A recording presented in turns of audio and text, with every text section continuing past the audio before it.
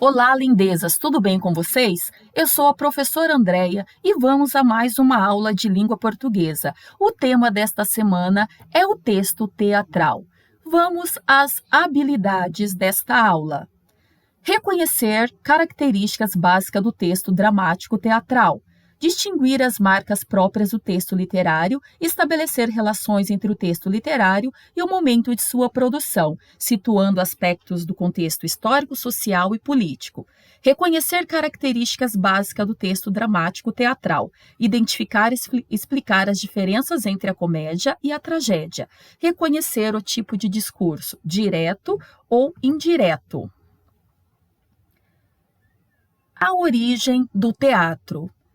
A história do teatro teve início na Grécia Antiga, em torno do século VI a.C. Nessa época, eram realizados rituais em louvor ao deus mitológico Dionísio, divindade relacionada à fertilidade, vinho e diversão. A palavra teatro significa uma determinada arte, bem como o local físico em que tal arte se apresenta. Você sabia que todos os papéis dos espetáculos eram apresentados pelos homens? As mulheres não faziam parte do teatro grego, pois não eram consideradas sequer cidadãs das polis, cidades gregas. Uma das características principais do teatro grego eram as máscaras, instrumento indispensável figurino. Apesar de ser um consenso que o teatro ocidental teve origem na Grécia Antiga, é importante frisar que essa manifestação já era presente na humanidade desde os tempos remotos, mesmo que de forma rudimentar. Na pré-história, os seres humanos possuíam maneiras distintas de comunicação, e a imitação era uma delas. No Brasil, a origem do teatro está relacionada à chegada dos jesuítas no século XVI e seu empenho em catequizar a população, tanto os índios quanto os colonos. O padre Anchieta, ele escrevia muitas peças de teatro para ensinar a religião aos indígenas e assim usar como forma de dominá-los. A tradição clássica grega. Os três gêneros literários de acordo com a tradição grega são: gênero épico. O gênero épico, também conhecido por epopeia, indica uma grande narrativa em versos que apresenta um episódio heróico, a história de um povo. Geralmente, há a presença de figuras fantasiosas. Gênero lírico.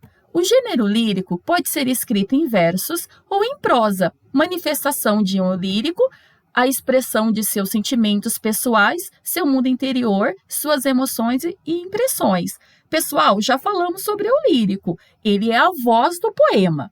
Na antiguidade, os poemas eram acompanhados por um instrumento musical, em especial a lírica. Daí a origem deste nome lírico.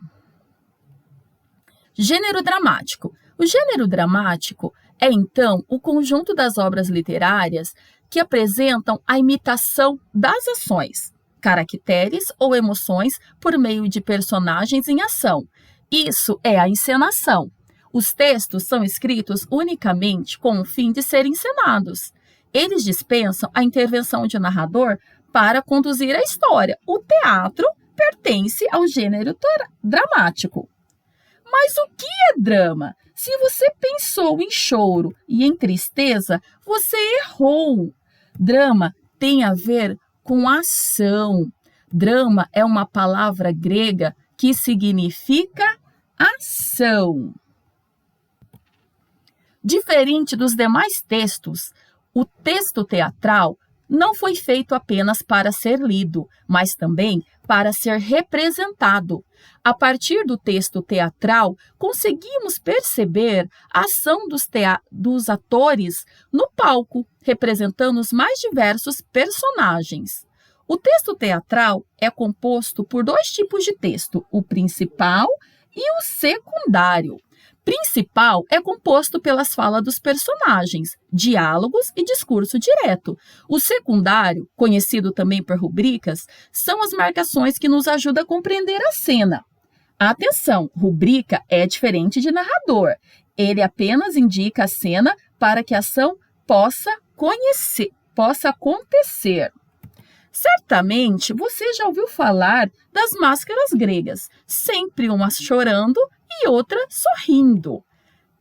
As máscaras gregas são um símbolo do teatro, pois elas também representam os gêneros clássicos da antiguidade, que é a tragédia e a comédia.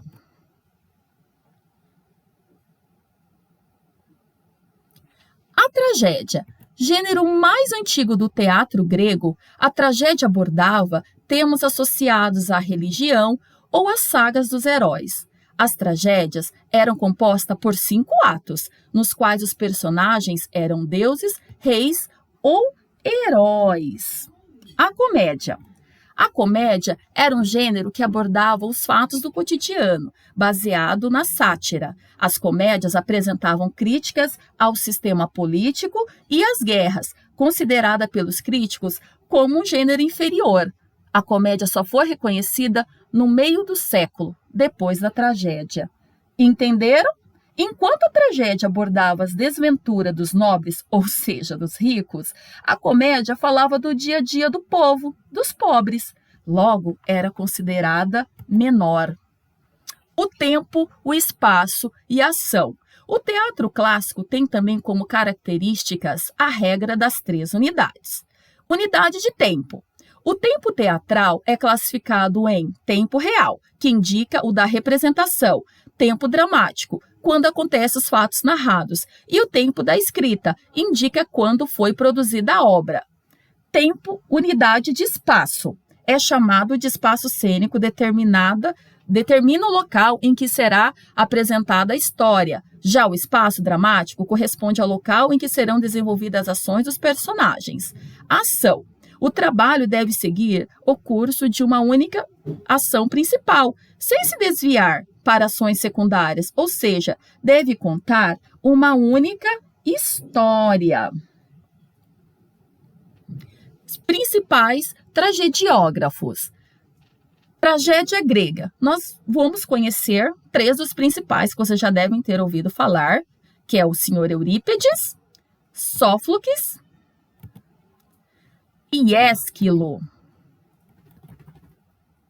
Na Idade Média, surgem as peças teatrais. Preservam ainda muitas influências do teatro grego, mas traz algumas características diferentes. Vão destacar-se 2 gêneros. O alto, que tem um caráter religioso, mais moralizante, e a farsa, que tem por objetivo satirizar, criticar a sociedade e os tipos de forma divertida e irônica. Na Idade Média vai se destacar Gil Vicente. Ele escreveu O Alto da Barca do Inferno e a famosa farsa de Inês Pereira, ou seja, um alto e uma farsa. Eu convido vocês a fazer a leitura do Alto da Barca do Inferno. É bem divertida, eu tenho certeza que vocês vão adorar.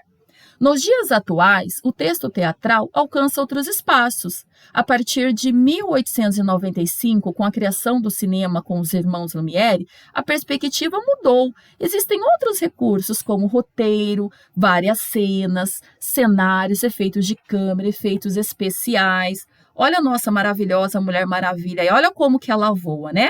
Se não fossem os cabos de aço, não seriam possível. Se você chegou até o final, o meu muito obrigada.